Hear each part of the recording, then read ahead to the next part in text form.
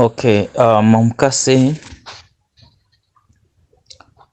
pane mubvunzo wamabvunza wenyaya yechigoritoto.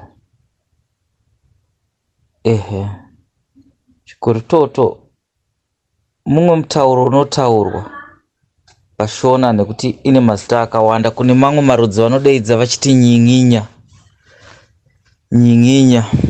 kana kuti chigoritoto. Zvinhu zvinongonofanana, zvese zvinenge zviri kubandiko rezvipoko, asi chipoko nechipoko chinosiyana nenzira yachinenge chichimukira, nenzira yachinenge chichiwira panyika, nezvachinenge chichitsvaga.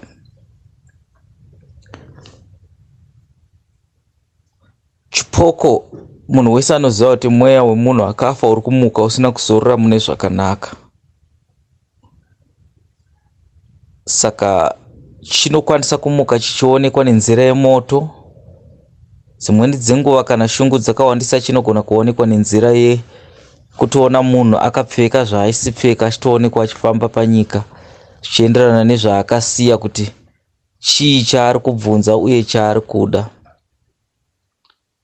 Chigoritoto zvekare chipoko chemunhu akafa, asi uchaona kuti chigoritoto chinodudzwa kazhinji nemunhu anenge akafira kusango, pamwe pacho pasina hama dzake, dzimwe dzenguva panzvimbo dzisingazivikanwe, zvekuti anenge achioneka. Kazhinji vanhu ivava vanowanzomuka zvigoritoto munhu anenge akafira kuhondo kana kuti akafa nekupondwa nenzira dzisingazivikanwe. Tongodudza tichitoti munhu anowanzomuka chigoritoto murwi kana kuti murwi wehondo, ndo vanomuka zvakadaro.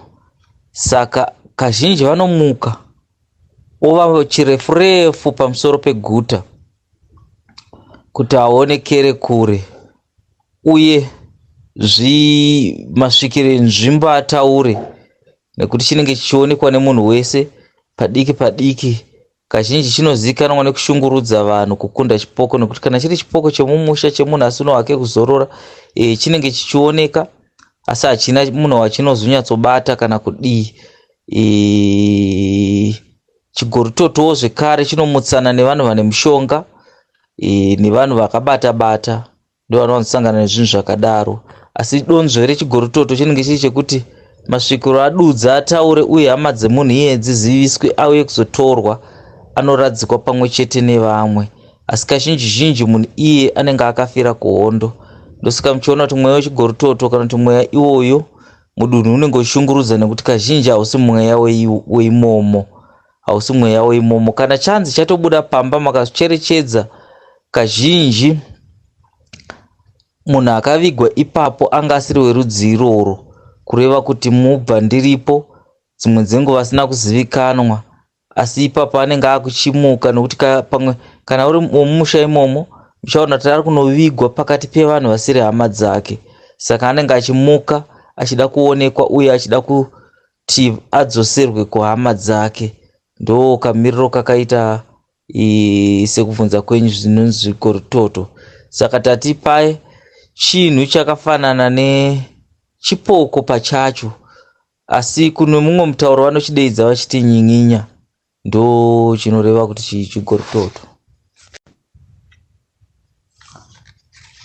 Icho chamati chidya vanhu mugomo, hakuna mhuka yakanyatsodaro inganzi chidya vanhu mugomo, asi imhepo inogara kunze kwemisha, kazhinji zhinji mumapako nemunzvimbo dzakadii. Ndosaka muchiona kuti vemadzichechi vamwe vanorambidza vanhu kuti vapinde kana kuti vasvike pane vachinoita minamato nemutauro kumakomo, chikonzero chekuti kune mweya yeko ikoko. Kune vanhu vazhinji vanobuda vachienda kumakomo vasingazodzoka, ndo vaizonzi vadyiwa nezidya vanhu mugomo. Vamwe vanenge vapinda mubako voroveramo, nekuti anenge ari mapako anoera. Saka kuti chidya vanhu mugomo kureva zviyerwa zvinosanganisa njuzu nezvakadaro, zvingagare mhepo dzinogara mumakomo dzinoparadza vanhu. Kazhinji chinonzi chidya vanhu mugomo, dzimwe dzenguva munhu anotorova kutonyangadika zvachose, oregedza kutozoonekwa onzi akadya vanhu mugomo. Asi kazhinji pamuchaona kuti panooneka zvidya vanhu mugomo panogona kunge paine mapako Ehe, saka munhu anopinda muninga obva atobatwa nevemo otanga kudzungaidzwa kusvika azopararira arimo. Pamunozopindwa dzimwe dzenguva nevakatenderwa vachaona muine mapfupa anenge akangokandwa, munhu anenge akasoparara nekudzungaidzwa nenzara nechii, nekuti anenge apinda kusiri mumapako ekwavo, afumura zvinoyera zvenzvimbo iyoyo. Saka zvinozomudzivisa kuti adzoke kunyika, zvichimupanicha kuti pachauya varidzi veko varipe kune vanenge vachifanira kuripwa.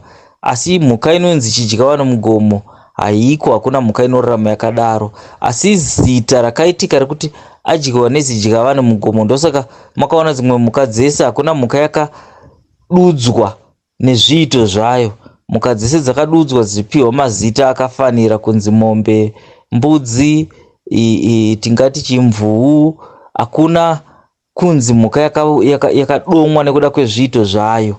Kana kuti garwe, hakuna futi mhuka yakadomwa ichitaurwa zviito zvayo, nekuti takafananidza nekuti garwe pamwe dzimwe dzenguva yakataurwa nekabatiro kainoita vanhu, nekabatiro kainoita zvipfumo, nekavhimiro kayo. Kana shumba dai yakataurwa nemazita ayo, asi yakangonzi shumba yonzi nzou, iro ndo yapiwa zita rezviito vobva vati zidya vanhu mugomo, nekuti hakuna akachiona kuti imhuka hombe here, imhuka diki here.